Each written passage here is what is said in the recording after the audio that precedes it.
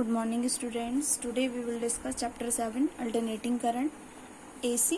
ठीक है, alternating current होती क्या है? उस करंट को हम अल्टरनेटिंग करंट कहते हैं जो एक फिक्स अल्टरनेटिंग करंट हम कहते हैं जिसका मैग्नीट्यूड क्या होता है, हर एक पर्टिकुलर टाइम के बाद, एक फिक्स इंटरवल ऑफ टाइम के बाद क्या होता है, मैग्नीट्यूड रिवर्स होता है। मतलब अगर ये वैल्यू +1 एम्पियर है तो ये कितनी होगी, -1 एम्पियर होगी। तो उसको हम अल्टरनेटिंग करंट कहते हैं। दूसरा डायरेक्ट करंट क्या होती है? A current which magnitude does not change with time. ठीक है, ये आपका टाइम है सेकेंड में, यहाँ पर करंट है आपकी एम्पियर में, और अगर आप बनाते हैं constant line, that means time के साथ साथ करंट चेंज नहीं हो रही है, तो वो कहलाएगी आपकी डायरेक्ट करंट या डीसी। ठीक है, अब इस चैप्टर में हमारे जो डिलीटेड टॉपिक्स हैं वो आपका एक अल्टरनेटिंग करंट ही है। ठीक है, बट जब तक आपको एसी नहीं पता होगी तब तक आप आगे चैप्टर नहीं पढ़ पाएंगे, इसलिए इसका पता होना मैंडेटरी है। सेकंड, पावर फैक्टर इसमें डिलीट हुआ है आपका, और पावर फैक्टर के साथ आपका एक टॉपिक और है, छोटी सी डेफिनेशन होती है वाटलेस करंट, सिर्फ वो डिलीटेड है। तो आप ये मान सकते हैं ऐसा कोई इसमें बहुत ज्यादा डिलीटेड पोर्शन नहीं है। ठीक है, 6 चैप्टर के आप न्यूमेरिकल्स करें सभी लोग और फिर वो डिस्कस करें। ठीक है, आप लोग ना ही कोई करते हो ना ही डिस्कस करते हो।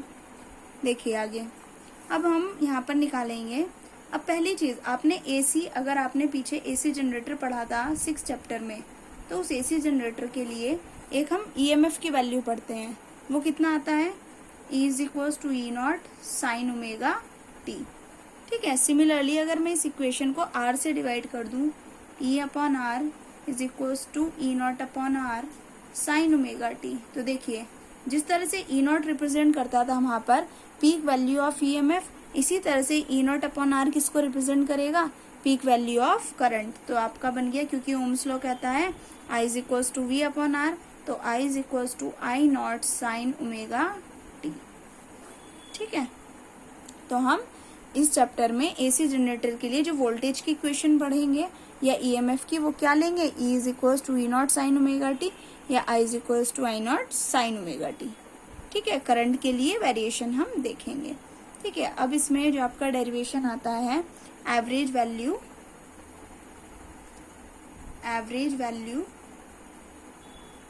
Of N AC over 1 complete cycle. ठीक है, 1 कंप्लीट साइकिल के लिए, ठीक है, एसी की वैल्यू कितनी होगी 1 कंप्लीट साइकिल। देखिए हम पढ़ भी चुके हैं पिछले चैप्टर में, 0 से स्टार्ट होती है और पूरी साइकिल कहाँ जाकर कंप्लीट हो रही है, 2 पाई पर, 360 पर। ठीक है, 90, 90, 360। ठीक है, देखिए आगे अब आप, तो इसके लिए हम करेंगे, तो हमें पता है कि E = कितना होता है, E0 sin omega t। We know that E = E0 sin omega t and I = I0 sin omega t।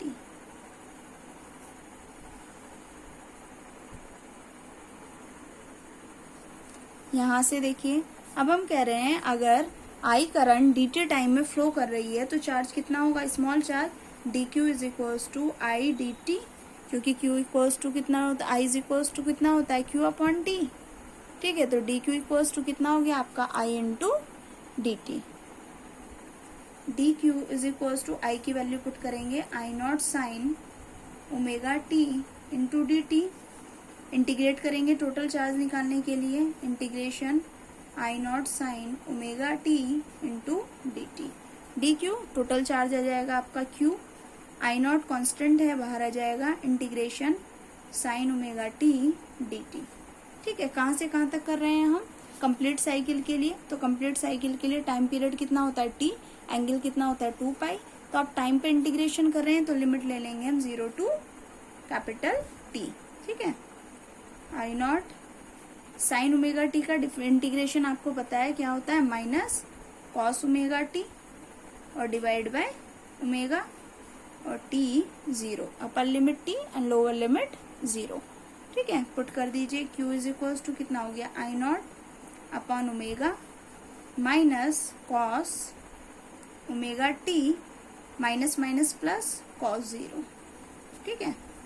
अब देखिए ओमेगा की जगह हम क्या पुट करेंगे, ओमेगा कितना होता है हमारा, ओमेगा होती है हमारी एंगुलर फ्रीक्वेंसी जो 2 पाई एफ के इक्वल होती है, एफ लीनियर फ्रीक्वेंसी होती है, तो ये हो जाती है आपकी 2 पाई अपॉन टी, क्योंकि linear frequency F is equals to होता है 1 अपॉन टाइम पीरियड।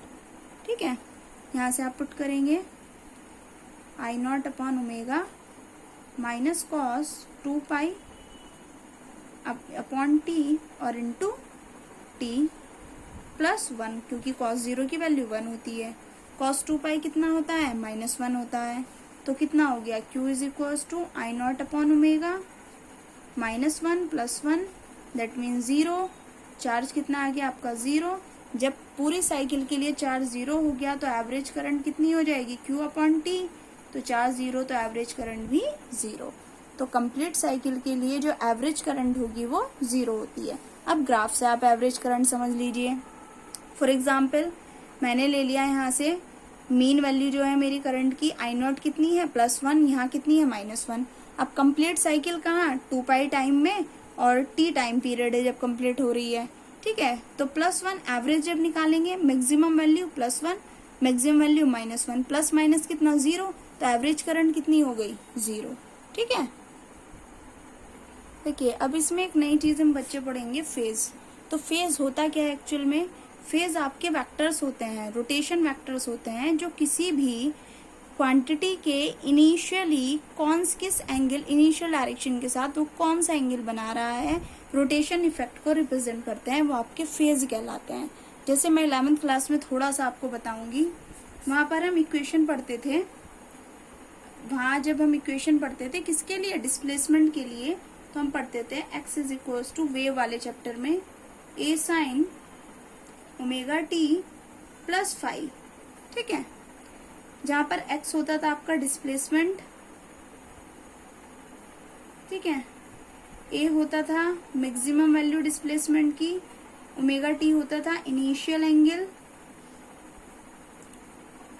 अब फाई होता था फेज डिफरेंस, मतलब दो वेव्स एक दूसरे से फेज में कितना डिफरेंस रखती हैं, दैट मीन्स स्टार्टिंग पॉइंट जो उनका है वो कितना है, ठीक, किस एंगल से एक दूसरे से आगे है या पीछे है, तो वो रिलेशनशिप कहलाता है हमारा फेज रिलेशनशिप, या फेज कहलाता है फेज एंगल।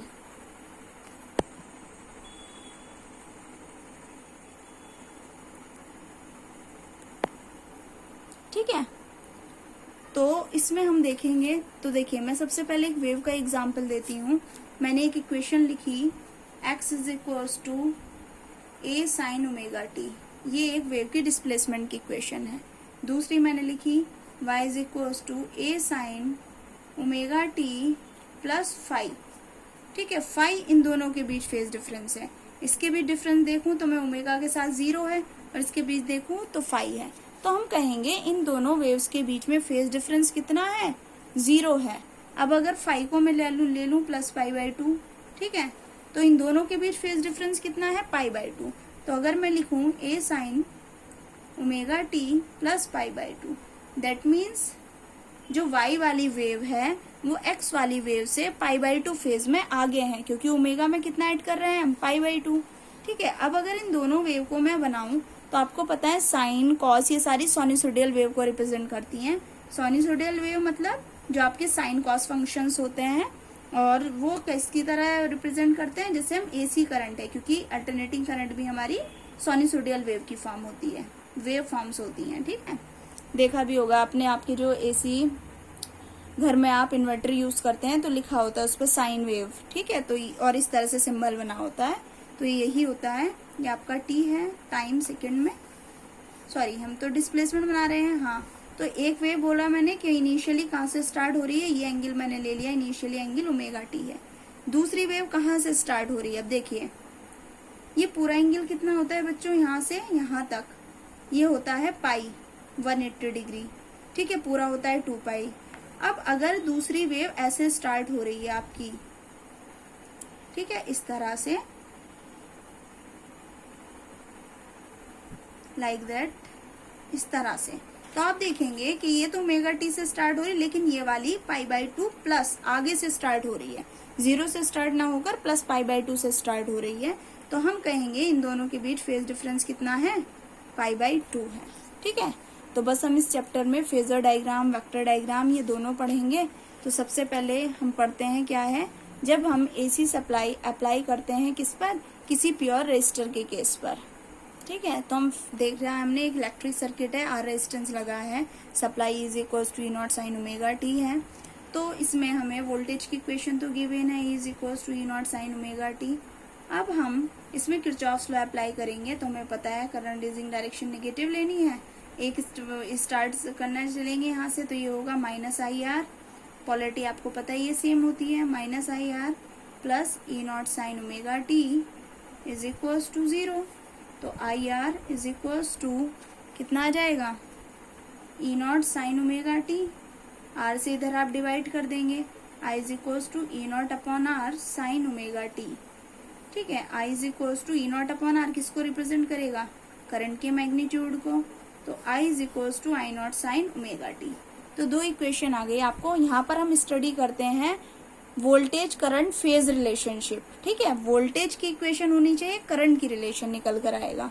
तो देखिए ये भी कहाँ से स्टार्ट हो रही है, 0 से, मतलब ωt के साथ कुछ और फेज एंगल नहीं है, यहाँ भी कुछ और फेज एंगल नहीं है, तो हम कहेंगे voltage and current are in the same phase. दोनों क्या है, सेम फेज में है, सेम फेज में है, तो एंगल दोनों के बीच का इनिशियल कितना हो गया, 0। तो अगर आप वेक्टर डायग्राम बनाएंगे इन दोनों के लिए, तो आपका ये तो V। अब एक चीज इसमें याद रखनी है आपको, किसी वेक्टर की जो लेंथ है वो उसके मैग्नीट्यूड को रिप्रेजेंट करती है, तो ये वेक्टर मैंने बनाया V, इसके लेंथ को रिप्रेजेंट कर रही है। अब अगर I इज इक्वल टू होता है V अपॉन R, ठीक है, तो I की वैल्यू हमेशा V से कम आएगी। कैसे कम आएगी भाई, वोल्टेज अगर मैंने ले लिया 5 वोल्ट है और रेजिस्टेंस 2 ओम है, तो कितनी आ गई, 2.5। करंट हमेशा लेस आएगी किससे, वोल्टेज से।